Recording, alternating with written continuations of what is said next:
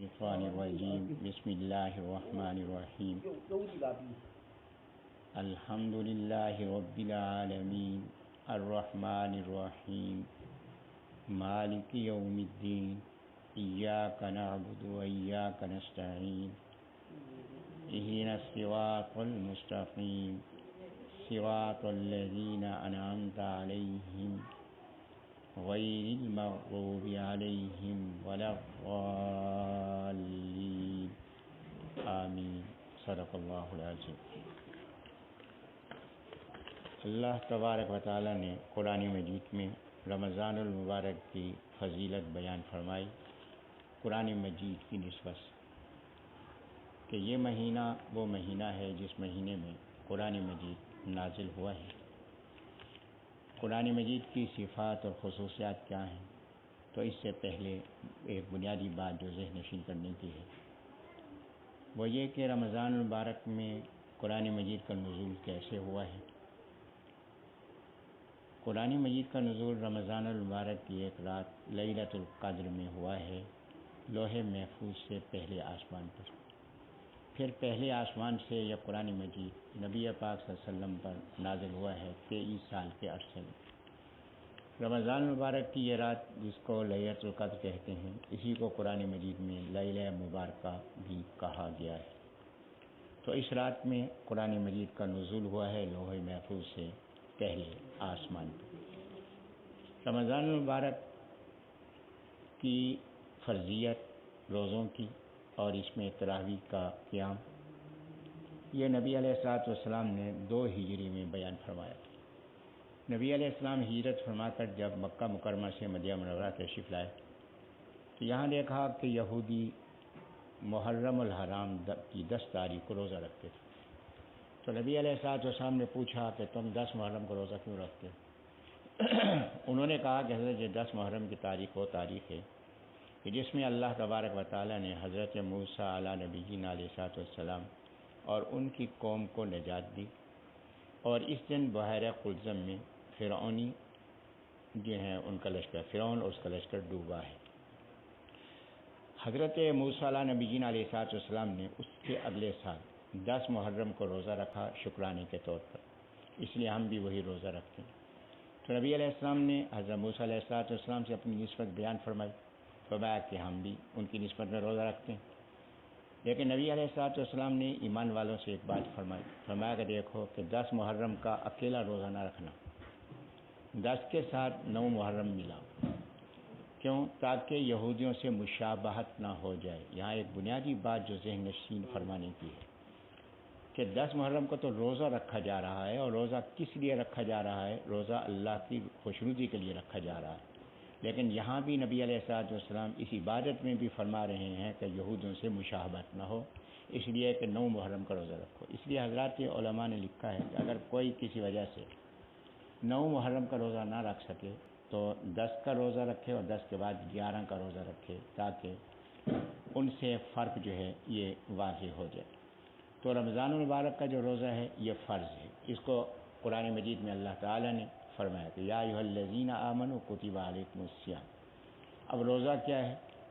روزہ یہ ہے کہ سحری کے وقت سے لے کر فجر کی نماز کا وقت جب شروع ہو اس وقت سے لے کر مغرب کی نماز کا وقت شروع ہونے تک کھانا پینا اور ہر وہ جائز کام جو شریعت نے جس کی اجازت دی ہے، شریعت کے حکم پر ان کاموں سے رکنا، اس کو روزہ کہتے ہیں۔ لیکن شرط یہ ہے کہ نیت کے ساتھ ہو۔ تو اس کا روزہ جو ہے فرض ہے۔ اس روزے کی فرضیت کے حوالے سے 2 باتیں بطور خاص قابل غور ہیں۔ اہل باطل کی ہمیشہ کوشش رہی ہے کہ مسلمانوں کا عمل ضائع کیا جائے،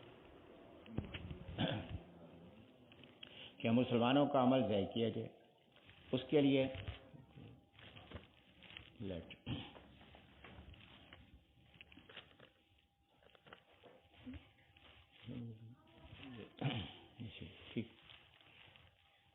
لیے یہ کہ 2 باتیں روزے کی خرابی کے لیے جو اختیار کی گئی ہیں۔ ایک بات یہ ایک مسئلہ یہاں چھوڑا گیا ہے کہ دیکھیے کہ اگر فجر کی نماز کی اذان ہو رہی ہو تو آپ کھاتے پیتے رہیں، جب تک اذان مکمل نہ ہو آپ کھاتے پیتے رہیں، آپ کا روزہ ہوگا۔ میرے محترم اس بات کو ذہن نشین فرما دیں کہ وقت جیسے ہی پورا ہو گیا، وقت پورا ہو جانے کے بعد اگر آپ نے ایک گھونٹ بھی حلق کے نیچے اتار دیا پانی کا، تو اس کا نتیجہ کیا ہوگا؟ اس کا نتیجہ یہ ہے کہ روزہ نہیں ہوگا۔ کہ جب سحری کا وقت ختم ہو گیا، فجر کے نماز کا وقت شروع ہوا ہے، اس وقت سے لے کر مغرب کے وقت شروع ہونے تک کا یہ وقت روزے کا ہے، اس میں ایک لمحہ بھی اگر آپ کم کریں گے تو روزہ نہیں رہے گا۔ اب جناب یہ بات کہی جاتی ہے، جی حدیث ہے، ہم نے حدیث پڑھی ہے کہ نبی علیہ الصلوۃ والسلام نے حضرت بلال رضی اللہ عنہ کے بارے میں فرمایا کہ حضرت بلال رضی اللہ عنہ اذان دیں تو تم کھاتے پیتے رہو۔ اب بلال رضی اللہ عنہ اذان دیں تو کھاتے پیتے رہو، تو بلال رضی اللہ عنہ کا مؤذن تھے، تو بلال رضی اللہ عنہ کون سی اذان دے رہے تھے؟ فجر کی اذان دے رہے تھے، تو لہٰذا اذان کے دوران کھانے پینے کے۔ میرے محترم، حدیث کو پڑھنے کے لیے بھی حدیث والا ذہن چاہیے۔ یہاں تھا کہ اس زمانے کے اندر یہ نقشوں کا نظام نہیں تھا، غلط فہمی ہو سکتی تھی۔ نبی علیہ السلام نے روزے بچانے کے لیے ایک تبدیلی فرمائی۔ تبدیلی یہ فرمائی کہ فجر کی اذان کے لیے، نماز فجر کی اذان کے لیے کسی اور کو مقرر فرمایا رمضان مبارک، اور بلال رضی اللہ عنہ کو یہ حکم دیا کہ جب وقت ختم ہونے کے قریب ہو، تھوڑا وقت رہ جائے، تو اس پر سپیکر تو نہیں تھے کہ اعلان کیا جاتا ہے، تو اس کے لیے حضرت نے علامت رکھی تھی کہ وہ بلال رضی اللہ عنہ اذان دیتے۔ جب حضرت بلال رضی اللہ عنہ اذان دیں، حضرت فرمایا کہ جب بلال رضی اللہ عنہ کی اذان کی آواز آتی رہے، کھاتے پیتے رہو کہ ابھی وقت ختم نہیں ہوا، لیکن جب یہ دوسرے صحابی رضی اللہ عنہ ان کی اذان کی آواز تمہارے کان میں پہنچے تو سمجھ لو کہ وقت ختم ہو گیا، اب کھانے پینے کی اجازت نہیں۔ تو یہ اذان فجر کی اذان نہیں تھی، یہ اذان اطلاق کی اذان تھی، اور وقت ختم ہونے سے پہلے یہ اذان دی جا رہی تھی کہ تاکہ معلوم ہو کہ وقت تھوڑا رہ گیا ہے، ختم ہونے والا ہے، لہذا جلدی سے سحری کا انتظام کر لو۔ تو لہذا ایک بات یہ، اسی طریقے سے افطار کے وقت میں کہ اگر افطار کا وقت پورا نہیں ہوا اور آپ نے افطار کر لیا تو پورے دن کی آپ کی ساری محنت اور مشقت ضائع ہوگی۔ تو اس کے لیے کہتے ہیں کہ حضرت بس ٹھیک ہے کہ اگر سورج نظر نہ آئے تو آپ، سورج نظر نہ آنے کی بات نہیں، آپ گھنے علاقے کے اندر ہیں تو اونچی اونچی عمارتیں ہیں، تو آپ اس کے نیچے ہیں، تو آپ کو کہاں سورج نظر آئے گا؟ سورج تو آپ کو جو ہے وہ نظر نہیں آئے گا، وہ تو دوپہر کو بھی نظر نہیں آئے گا، تو پھر دوپہر کو افطار کر لینا چاہیے کہ نہیں؟ بلکہ وقت کا تعین ہے کہ نماز مغرب کا وقت جب تک شروع نہیں ہوگا آپ افطار نہیں فرما سکتے، اس لیے آپ احتیاط کریں۔ اب اس احتیاط میں آپ کو دو قسم کے نقشے ملیں گے۔ یہ جو اوقات کے نقشے ہیں ان میں 1-2 منٹ پہلے، 1-2 منٹ بعد۔ اب جو 1-2 منٹ پہلے، 1-2 منٹ بعد، احتیاط کا تقاضا کیا ہے کہ 1-2 منٹ بعد والے پہ آپ عمل فرمائیں، 1-2 منٹ پہلے والے پہ عمل نہ فرمائیں۔ کیوں؟ اگر 1-2 منٹ بعد آپ چھوڑیں گے، روزہ اس سے مکروہ نہیں ہوگا، روزہ مکروہ نہیں ہوگا، لیکن یہ ہے کہ اگر آپ نے 1-2 منٹ پہلے والے پہ چھوڑ دیا اور وقت 1-2 منٹ بعد والا ہو رہا ہے تو پورے دن کا روزہ ضائع ہو جائے گا۔ اس لیے احتیاط کا تقاضا کیا ہے؟ یہاں ایک گروہ ہے صحابہ کرام سے بغض رکھنے والا، اس نے ایک اور راستہ نکالا ہے۔ اس کا جو فرق ہے وہ 10 منٹ کا فرق ہوتا ہے کہ 10 منٹ کا فرق ہے جی، جب تک جو ہے وہ چاند، جب تک کہ ستارہ ظاہر نہ ہو اس وقت تک افطار کا وقت نہیں ہوتا۔ اور اس کے لیے دلیل بھی ہمیں خراب کرنے کے لیے بیان کر دیتے ہیں، قرآن کہہ رہا ہے، قرآن میں خبر ہے ثم اتموا الصیام الی اللیل، کہ دیکھو کہ ثم اتموا الصیام الی اللیل، کہ رات تک تم اپنا روزہ پورا کرو، تو لہذا رات تک تم روزہ پورا کرو۔ اور آپ بھی علاقے مانی تو یہی لیتے ہیں نا کہ یا ایھا الذین آمنوا اذا قمتم الی الصلاۃ فاغسلوا وجوہکم وایدیکم الی المرافق، تو لہذا کوہنیوں سمیت ہاتھ دھوئیں۔ تو الہ کے بعد جو ہے یہاں لیل ہے تو رات سمیت آپ روزہ رکھیں۔ بس یہاں ایک بات ذہن میں رکھیں، باقی اس آیت میں پہنچیں گے تو انشاءاللہ مزید وضاحت ہو جائے گی۔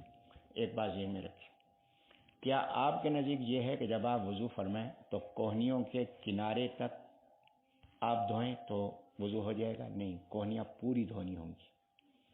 جب کوہنیاں پوری دھونی ہوں گی تو ہم یہاں کوہنی الہ کے بعد، الہ المرافق کے بعد کی وجہ سے، الہ کے بعد المرافق ہے، جس کے معنی لیتے ہیں کہ پوری کونیاں. تو یہاں بھی ثم اتموا الصیام الی اللیل ہے. جب ثم اتموا الصیام الی اللیل ہے، اگر تمہارے والے معنی لیے جائیں اور جو تم نے اعتراض کیا اس کو اختیار کیا جائے، پھر اس کے معنی ہے پوری رات بھی اس کے اندر، روزے کے اندر شامل ہو. جب پوری رات شامل ہو تو صبح کے وقت میں بھی، جو صبح کا سحری کا وقت ہے ختم ہونے والا، وہ بھی شامل ہے. تو پھر آپ تو 24 گھنٹے کا آپ کو نہیں، بلکہ آپ کو پورے رمضان کا روزہ رکھنا پڑے گا. ایسا نہیں ہے. تو یہاں ضابطہ جو ہے وہ یہ ہے کہ اگر علاق کے بعد وہ چیز ہو جو پہلی چیز کی جنس میں سے ہے تو بعد والی چیز شامل ہوگی، اور اگر بعد والی چیز پہلی والی چیز کی جنس میں شامل نہ ہو تو پھر اس کے معنی ہوں گے کہ اس کے شروع ہونے تک یہ عمل ہوگا. تو المرافق جو کوہنیاں ہیں وہ بازو کے اندر شامل ہیں، اس لیے مرافق کوہنیاں پوری دھونی ہوں گی. اور لیل جو ہے وہ اور چیز ہے، روزہ اور چیز ہے، جنس مختلف ہے. تو اس کے معنی ہے جیسے رات کا آغاز ہو. رات کا آغاز کب ہوگا؟ جب سورج پوجنا غروب ہو گیا، اب رات کا آغاز ہو گیا، تو اب آپ نے روزہ افطار کرنا ہے اور روزے میں تاخیر نہیں کرنی. تو رات کا حصہ شامل نہیں کرنا اس کے اندر، رات کے آغاز ہی پر روزہ جو ہے اس کو افطار کرنا ہے. جیسے ہی سورج پوری طرح ڈوب جائے، اس کے ڈوبتے ہی آپ نے روزہ افطار فرمانا ہے. اس کے بعد دوسری بات یہ کہ رمضان المبارک میں جو فضیلتیں اللہ تبارک و تعالی نے ہمیں عطا فرمائی، ان میں ایک تو ہے روزے کی فرضیت. اس روزے کی فرضیت کا فائدہ کیا ہے، یہ انشاءاللہ سورۃ البقرہ کے اندر جب یہ آ جائے گی تو اس میں بات گفتگو کی جائے گی. اور دوسری بات جو یہاں قابل غور ہے کہ نبی علیہ الصلوۃ والسلام نے جو دوسری نعمت روزے کے حوالے سے بیان فرمائی کہ رمضان المبارک کو شروع ہوتے ہی نماز تراویح کا آغاز ہو جاتا ہے. اب نماز تراویح کے بارے میں نبی علیہ السلام نے کیا فرمایا؟ حضرت نے فرمایا کہ من قام رمضان ایمانا و احتسابا غفر له ما تقدم من ذنبه. من صام رمضان ہے، جس نے رمضان کا روزہ